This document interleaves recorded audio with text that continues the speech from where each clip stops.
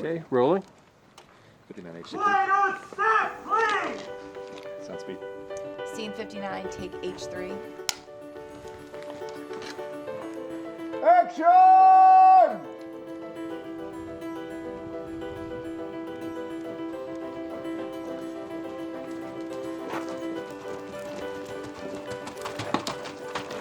Hey, cut! Cut! Howdy, and welcome to another episode of Tales of the Wild West. Now tonight we're going to take a behind-the-scenes look at the third Western film from One-Eyed Horse Productions and director Wayne Shipley. Now Bill Tilghman and the Outlaws was shot in 2018. The studio interiors were done in Finksburg, Maryland, and most of the exterior scenes were shot at a specially constructed western town called Fort Bowers in Berkeley Springs, West Virginia. Action!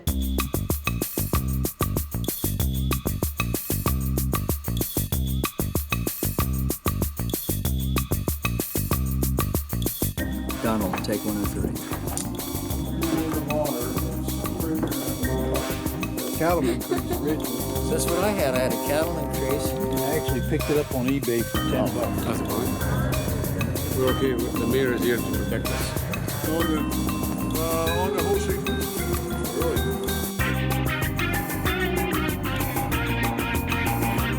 1916 and action. Tench! Tench!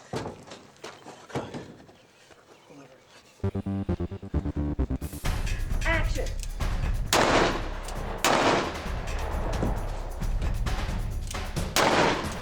You know, as a local guy, I understand you're doing a movie? Yeah, Bill Tilghman and the Outlaws. I wrote it right here in Gaithersburg. The storyline is based a little bit on fact. Into town come 4 movie people. You must be Marshall Bill Tilghman, the way you handled that situation. Could be. Who wants to know? William Seelig, Eagle Film Company. Mr. Selig. Seelig. It's what I said. Selig. This is our director, Herr Goldman. Herr Dillman. And this is Edith Hathaway, our production supervisor. I tell you, if she doesn't like it, it's out of the picture. And this is my daughter, Melody, fresh from St. Mary's Seminary. Hollywood Land. Yes, sir. California. Yes, sir. What do you want with me? So they come to town and say, hey, Bill Tilghman, you're still Marshall, and what we would love to do is have you and Bat Masterson and your deputy Bear and all the lawmen that you have an acquaintance with in this town. We would like to use you in the film, so we'd be featuring the real people and not actors. And what we want to do is to bring in some of the real bad men, many of whom you have arrested and sent to prison. So that way they'll get a chance to see the real bad men and the real lawmen, and we'll stage a bank robbery, and we'll have a big shootout in the street, and you will end up arresting these guys. And what the people back east will do in our marketing campaign is flock to the theaters to see the real deal and not actors. So that's basically the storyline. It's a clash of cultures.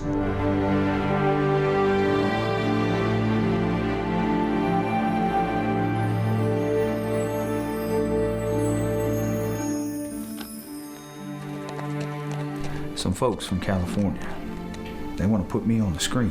This Hollywood fella wants Bat Bear and me to make a picture show about outlaws. The thing is they want us, not play actors. Us. And so they want to use real outlaws too. Sounds like a good way to get yourself shot. This bull goose named Selig, he said the people back east are clamoring for the real thing, not make-believe. And he knows Tom Osborne at the territorial prison. Gentlemen, Marshall Tilghman and these Hollywood flickermen are here for a reason. And it's not because they want to look at your pretty faces. No, they want to put 8 of you fine aristocrats in a moving picture. You'll be 10 feet tall on the big screen and live forever. He said we could get out a few prominent hard cases, have them rob the bank. There'll be this big shootout, and we'll lock them up. Cole? Tilghman. Looking old. Beats not looking old, I guess. The dime novels are everywhere, making outlaws into heroes. Scoundrels, murderers, and thieves is all they are, but to the folks back east, they're heroes. Idle threats don't become a man of your stature. You're right. What's the point of idle threats? This could be an opportunity to show them what it used to be like. Well, all seems to be going well with our wild bunch. You know, if we had a few more of our desperados, we would have had our dirty dozen. If you add any more, I quit. And just call them outlaws, because that's all they are. Nothing more, and sure is certain, nothing less.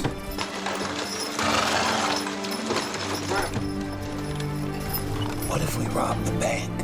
For real? Why? To humiliate the great Bill Tilghman. Listen, I got a really bad feeling about this. There's 100 people. All it takes is one of them to upset the cart. Besides, I got a lot more to lose than the both of you. Make the West live for us all. Oh, Jim! They're robbing the bank!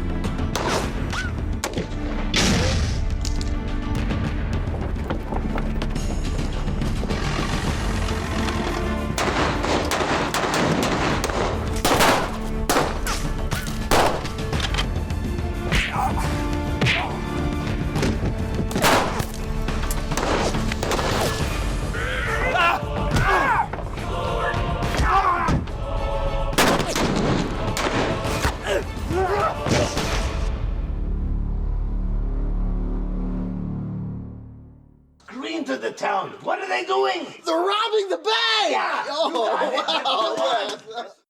Wayne and I have been collaborating since 2014 on this, and it's at points you go, was that my idea? Was that his idea? Was that my wife's idea, Edie, you know? And what happens with movies is that they're collaborative endeavors. No single person is able to do everything that's necessary. You know, if you need somebody to fall off a building, the director doesn't do that, and the actors don't do that. You need a stunt person to do that. I've always enjoyed that aspect of movie making. It is a collaborative of effort. In this case, we had well over 100 people involved making the film.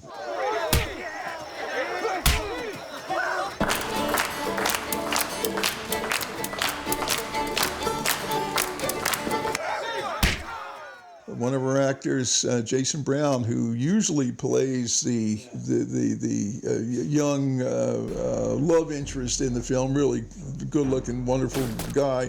He didn't want to do that this time. Wow, little Kate Carter, all growed up. I've been chasing that horse for the better part of 2 years. Almost caught him this time, too. Some things are just meant to be free. Well, he's mine, all right. He just doesn't know it yet. He had grown this beard that made him look like Man Mountain Dean or something like this. And so I said, all right, you can be one of the bad guys in it this time. So he does a wonderful job. Anything he ever does is done wonderfully.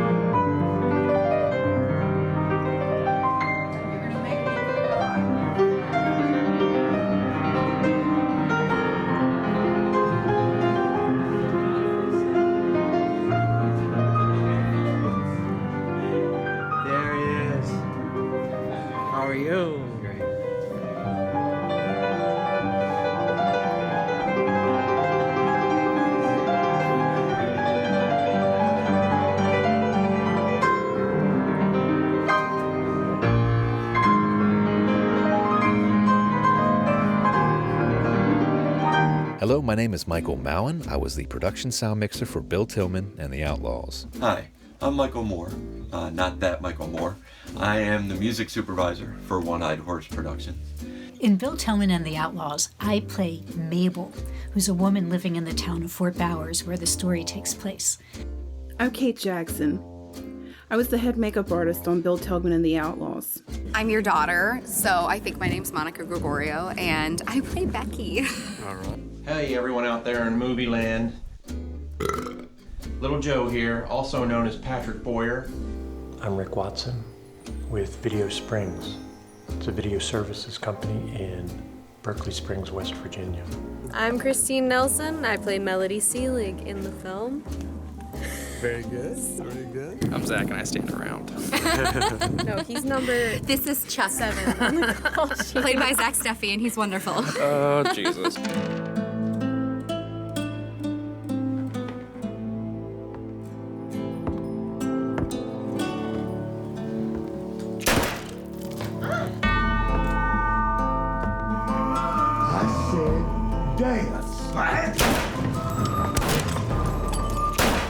Pepper, put it down. Pepper, put it down. I said put it down. You draw that gun, and you won't be running upstairs with Belle anytime soon. You know, it's a Western, man. I mean, how could you not love it? You got cowboys, you got gunfights, you got great characters, great bad guys. Bill Tilghman and the Outlaws is an amazing agglomeration, if you will, of Western, experienced Western actors. And that matters because you get an ease of movement and just the whole sense of the Wild West when you've got guys who've played in the Wild West before. Yeah, well, there's been a slight change in plans. No need to go there, Cole.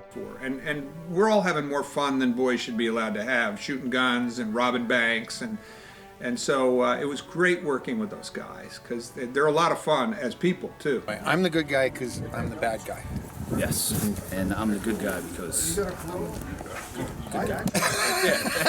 And Dan he said, oh, we've got to get some of these guys who are still around, who were a part of the Western genre. We did get in touch with Darby Hinton, Daniel Boone series. He played Little Israel in Daniel Boone, and he's continued to work all this time. Now,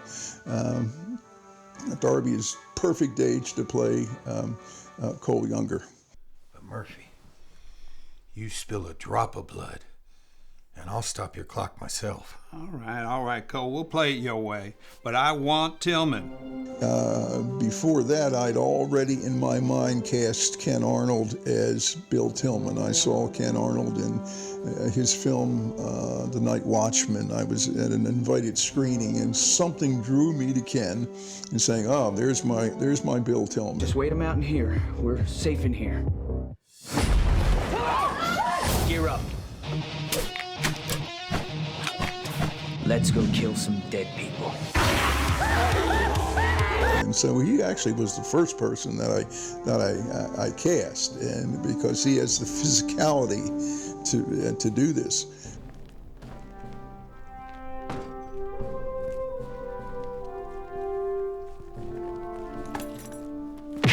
So we have potential for chaos here.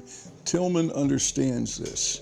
Tilghman says on more than one occasion, geez, I wish I hadn't agreed to do this, even though he gets a big paycheck, and his wife, Zoe, played by Kathy Sherrill, was just an unbelievable amount of money, more money than you made in 5 years here. You get to do for 2 weeks work or whatever. What do you think? I think I'm going to say yes before they come to their senses.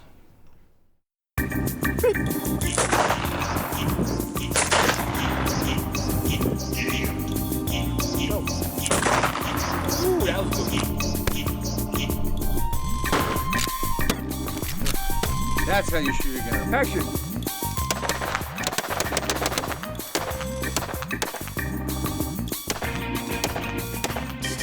Slow on down there, Frank.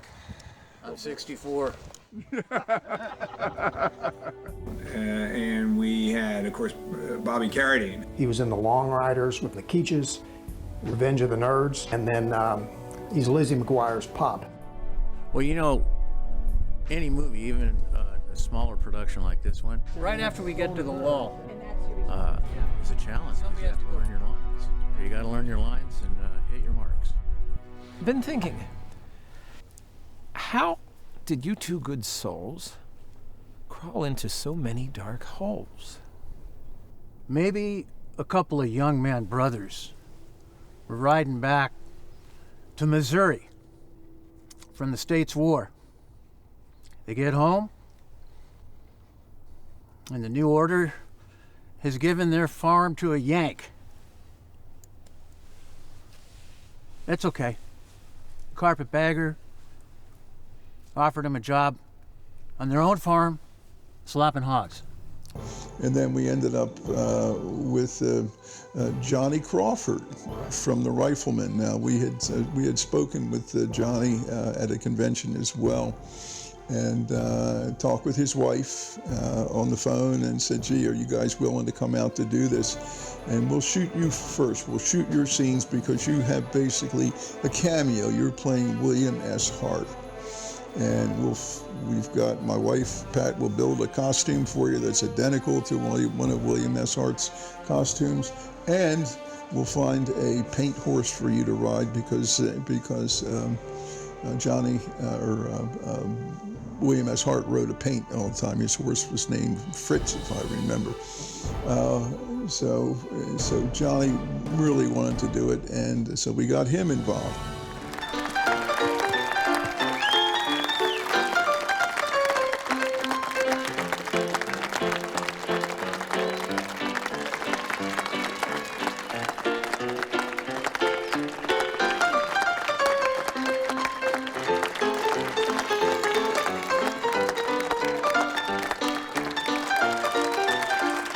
Thank you, Mr. Selig. You know I love the art of making pictures. It is like the breath of life to me. I'm a big fan of the most popular Western actor in the whole world, really, America. Yeah. Yeah, William S. Hart, right? Yeah. And that's you. So that was something very special for you Yeah. to do this role because of that? Yeah, I always loved Westerns, Westerns and musicals. We picked up Lana Wood, for instance, Natalie Wood's sister, a former Bond girl from Diamonds Are Forever. Great scene with Sean Connery, in it. Gee, I needed somebody to play Ma Darling, and this is as far as away from a Bond girl as you could possibly get. Come on! Come on! The hell no, where's my good for nothing? No. Come on, come on! You ain't carrying nothing, are you, Miss Darling? Oh, hell no! I'm just here to see my good for nothing son. Where is he? Big Joe. Big Joe was a big deal. Big Joe? What do you think? Is that bear? In the flesh. Thought he'd be dead by now. Yeah, well, he came close once or twice, but I think he saw Jesus, but he sent him back. I saw Jesus once. I was part of a family in the film, and the family was made up of Lana Wood, who played my mother, Ma Darling, as well as Patrick Boyer, who played my brother, Little Joe. Will you come on?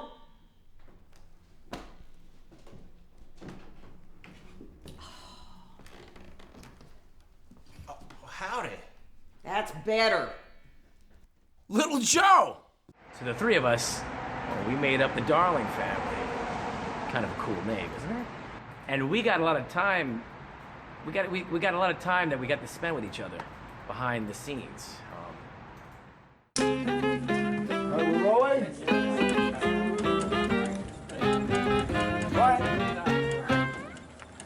Action! Go! Got it! Come on! Got it! Get him! Little Joe! Get him! Come here! Get him! Hey, everyone out there in movie Little Joe here, also known as Patrick Boyer. Wow, hope you enjoyed the film as much as I did. Wayne Shipley is an incredible director. He is so sweet, incredibly kind, and he really knows how to talk to actors and pull their best performance forward. My role is Woody, and Woody is a gun shop owner, and he's a good guy in the film. He will be assisting Bill Tilghman. I've had a wonderful time being here. Everybody is excited about the film. They're excited about us being here, and I'm really, really enjoying myself.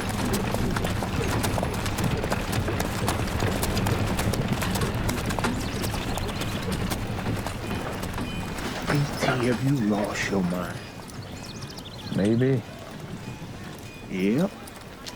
The legendary Bill Tilghman, escorting convicts into town. What's this world coming to? You know, I've been thinking. Yeah? Well, don't hurt yourself. I think there's a future in these moving pictures. Oh, no. It's just a gust of wind. We ain't seen nothing yet. Nah. Into town come 4 movie people.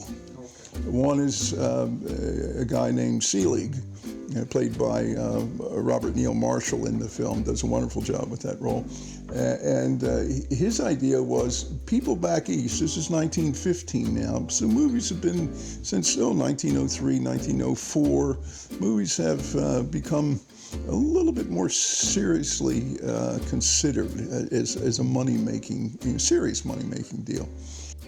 I'm Robert Neal Marshall, and I am playing the role of William Nicholas Seelig, the producer in the upcoming movie Bill Tilghman and the Outlaws. William Seelig was a very well-known movie producer from the turn of the century right into the 1930s. He actually was an upholsterer in the very beginning of his career. He then went into vaudeville, and he became very interested in Thomas Edison. He saw the early kinetoscope that Edison had invented, and he then created his own film company in Chicago, eventually moved it out to Los Angeles, and was one of the early filmmakers in Hollywood. William Seelig was known for mostly his silent movies. He had a slew of hits back in the day. He worked a lot with Tom Mix, William S. Hart, some of the great Western silent movie stars of the day, and really was very, very famous, very successful by the time of Bill Tilghman and the Outlaws.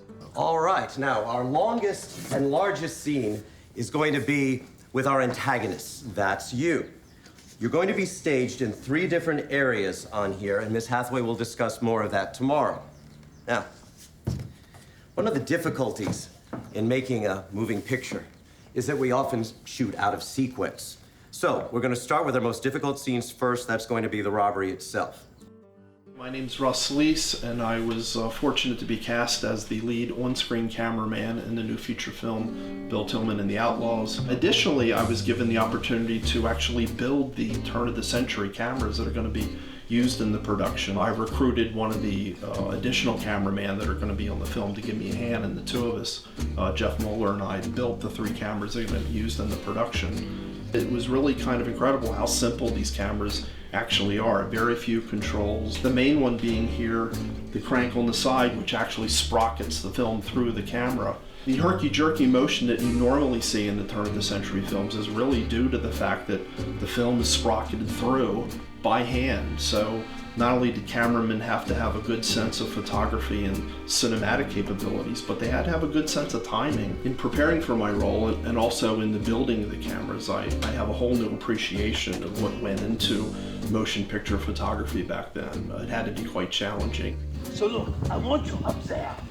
Yeah? You want me up there? Up there when the camera shooting down. No, you're out of your mind. No, it's the only way to get a shot. You go up there. No, I'm not staying there. I'm not the camera operator. You are. No. And into this environment, you interject the crazy movie people, And one of the crazy movie people is Brian St. August's character, Gulman, who is the director. He's a German director, and it was very popular to bring European directors over because they're the ones who understood how to do these things, you know.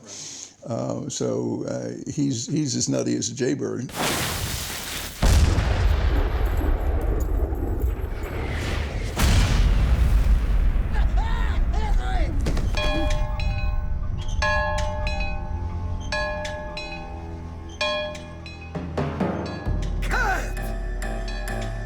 You know, usually I've seen you play like the good guy or the hero. What's it like for you to play the bad guy, the heavy guy? It's a lot of fun. It's you know, moving into the world of the heavy, and Wayne has put me in all three of his films as the heavy.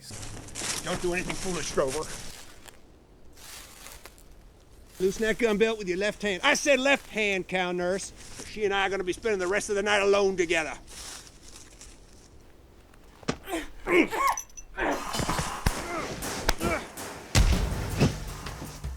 I'm Joshua, Charles's brother. I am not Mrs. Carter, but she's here in the dining room. Would you like to join them? Thank you. So they have what they call the dress heavy and the dog heavy. And in this one, I guess I'm sort of the dog heavy. You know, that's the sort of down and dirty scoundrel. You took away my freedom, Tilghman. I want it back. They should have hung you. Tell me, Bill, how is young Mrs. Tilghman? Zoe, is it? You tell she's, pleasing. Don't. Oh, temper, Bill. Idle threats don't become a man of your stature. You're right. What's the point of idle threats?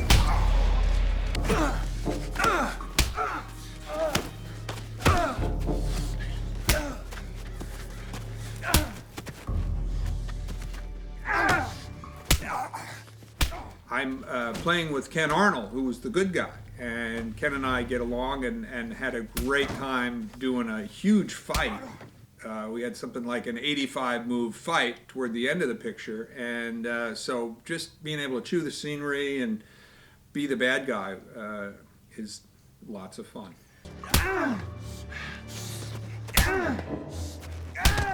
I'm not nearly done with you.